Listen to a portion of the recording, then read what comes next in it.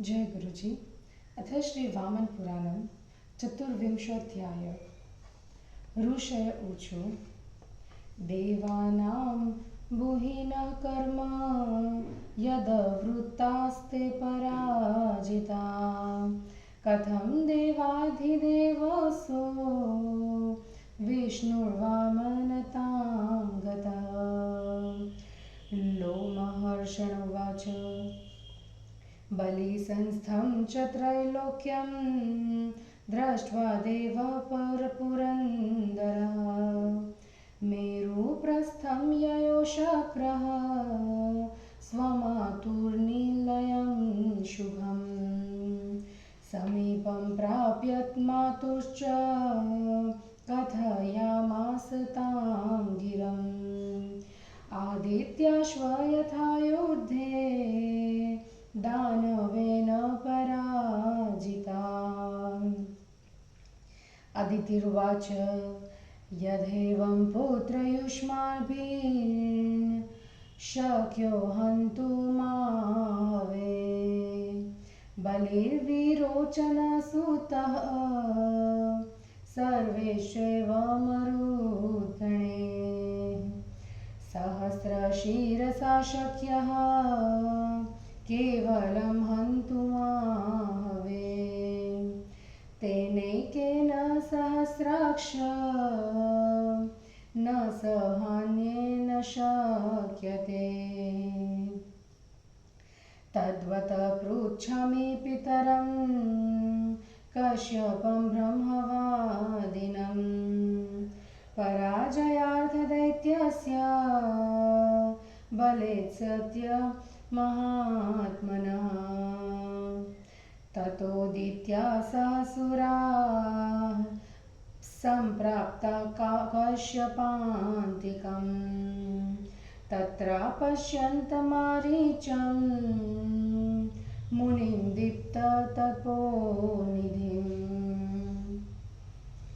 आर्धं देवगुरुं दिव्यं प्रदीप्तं ब्रह्मवर्चसा तेजसा भास्कराकारं स्थितमग्निशिखोपमं न्यस्तं दण्डं तयोयुक्तपोयुक्तं बद्धकृष्णाजिनाम्बरं वल्कलाजिनसंवित्तं प्रदीप्तमिव तेजसा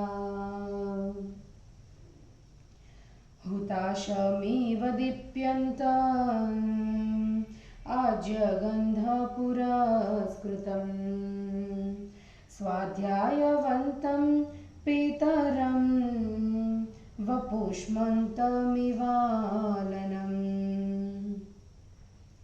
ब्रह्मवादी सत्यवादी सुरासुरगुरुं प्रभुं ब्राह्मया प्रतिमं लक्ष्म्या कश्यपं दीप्ततेजसं यः स्रष्टा सर्वलोकानां प्रजानां पतिरुत्तमः आत्मभावविशेषेण तृतीयो यः प्रजापति। अथ प्रणम्यते वीराः सहादित्यासुरर्षभा ऊचु प्राञ्चलय सर्वे ब्रह्माणमिव मानसा अजेयो युधिशक्रेण बलिर्दैत्यो बलाधिकः तस्मादविदत न श्रेयो देवानां पुष्टिवर्धनम् श्रुत्वा तु वचनं तेषां पुत्राणां कश्यपः प्रभु अकरोदगमने बुद्धिं ब्रह्मलोकायलोकृतः।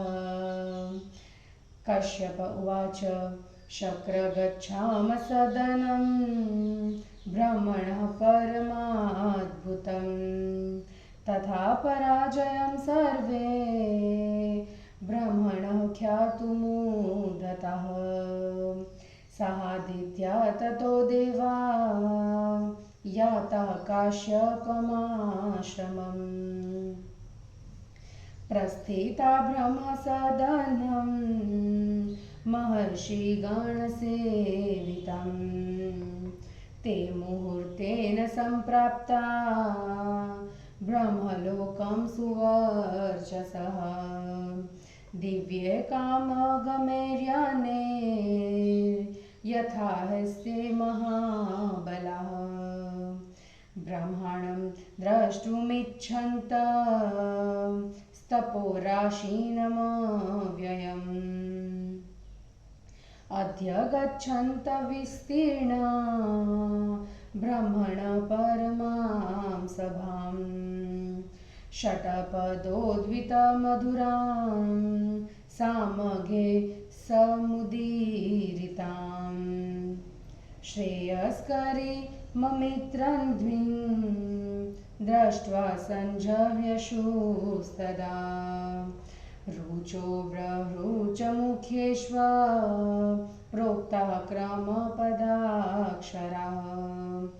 शुश्रूवुर्वि बुद्ध व्याद्रात्वी तेषु च कर्मसु यज्ञविधा वेदविदः पदक्रमविदस्तथा स्वरेण परमशीर्णां सा बभूव प्रणादिता यज्ञसंस्थवविदद्भिश्व शिक्षाविदभिस्तथादिजे छन्दसां चैव चार्थग्नेः सर्वविद्धा विशारदेः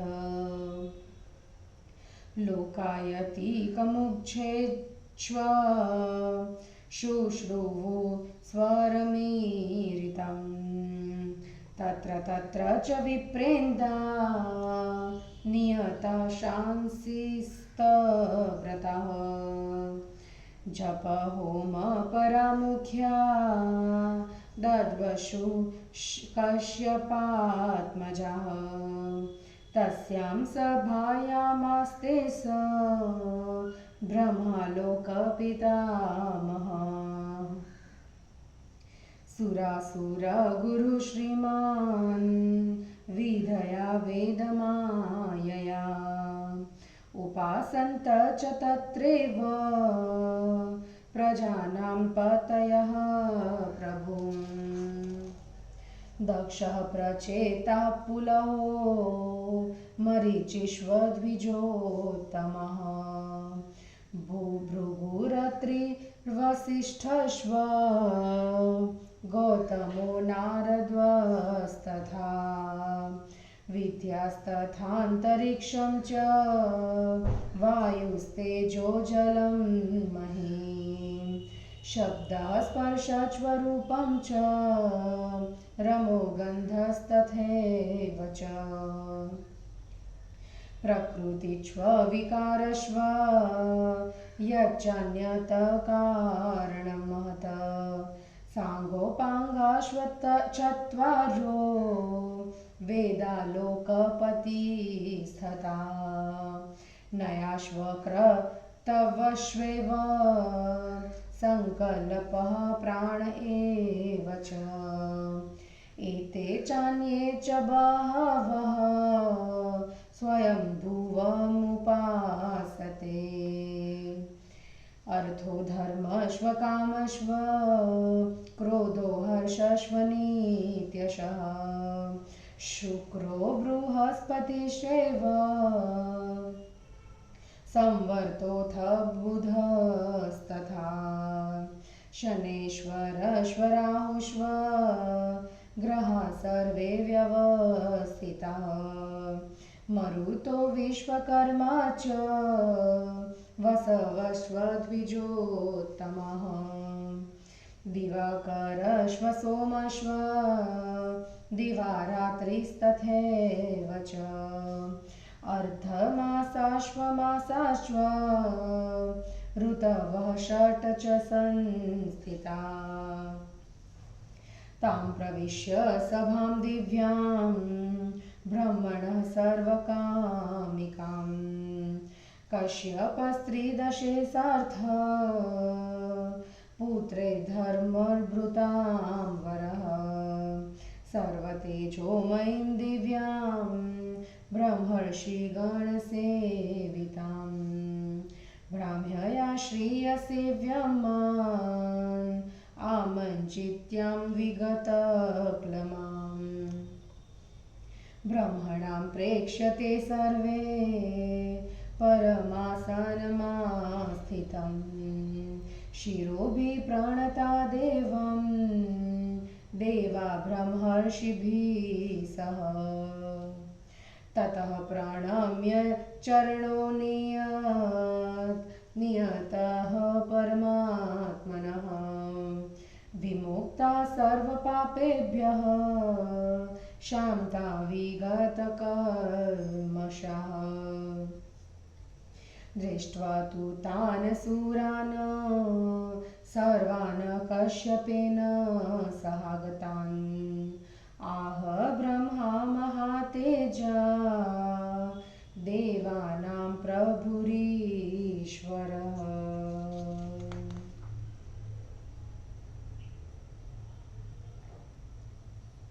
हिंदी अनुवाद।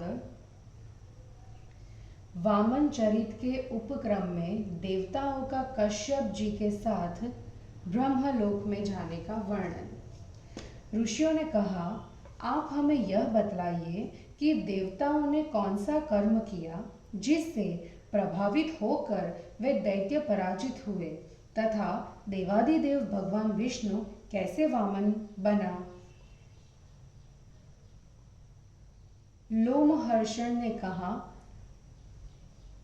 इंद्रदेव ने जब तीनों लोकों को बलि के अधिकार में देखा तब वे मेरु पर्वत पर स्थित रहने वाली अपनी कल्याणमयी माता के घर गए।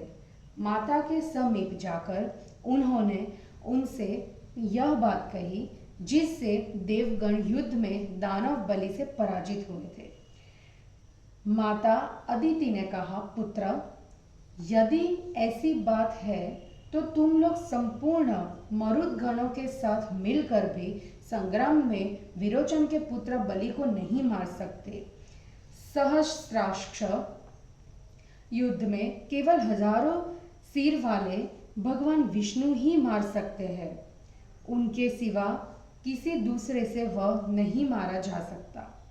अतः इस विषय में उस महान आत्मा बलि नामक दैत्य की पराजय के लिए मैं तुम्हारे पिता ब्रह्मवादी कश्यप से पूछूंगी। इस प्रकार माता अदिति के कहने पर सभी देवता उनके साथ कश्यप जी के पास पहुंच गए।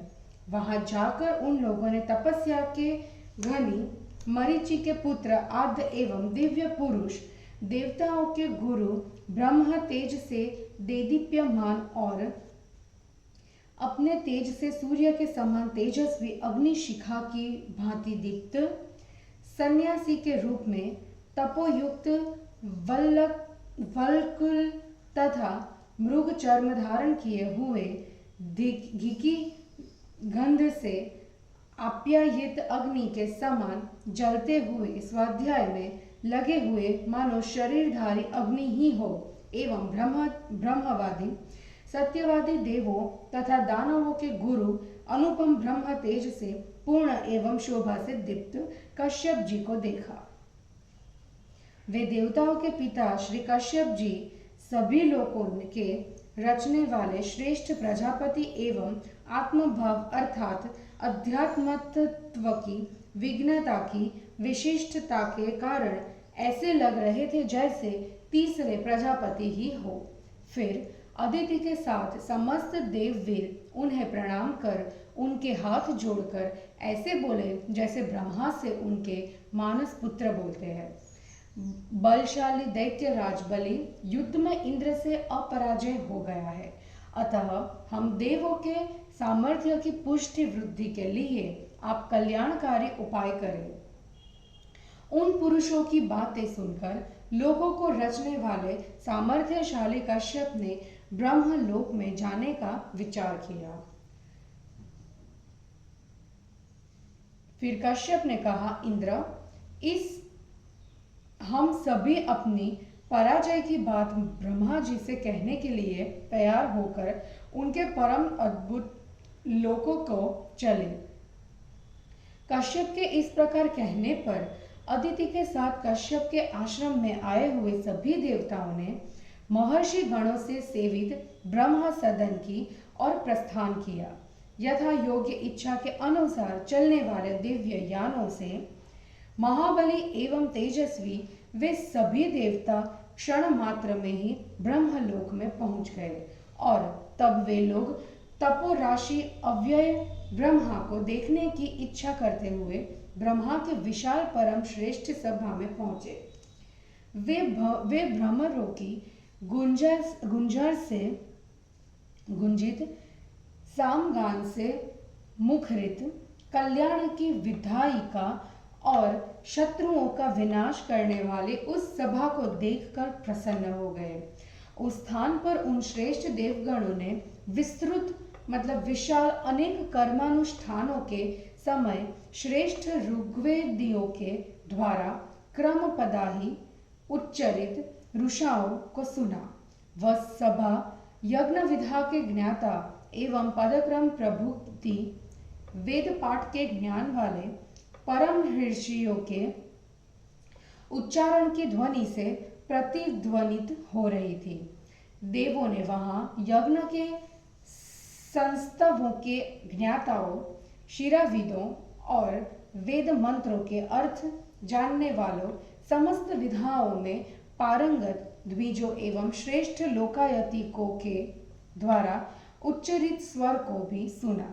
कश्यप के पुत्रों ने वहां सर्वत्र नियम पूर्वक तीर्थ व्रत को धारण करने वाले जप होम करने में लगे हुए श्रेष्ठ विप्रों को देखा।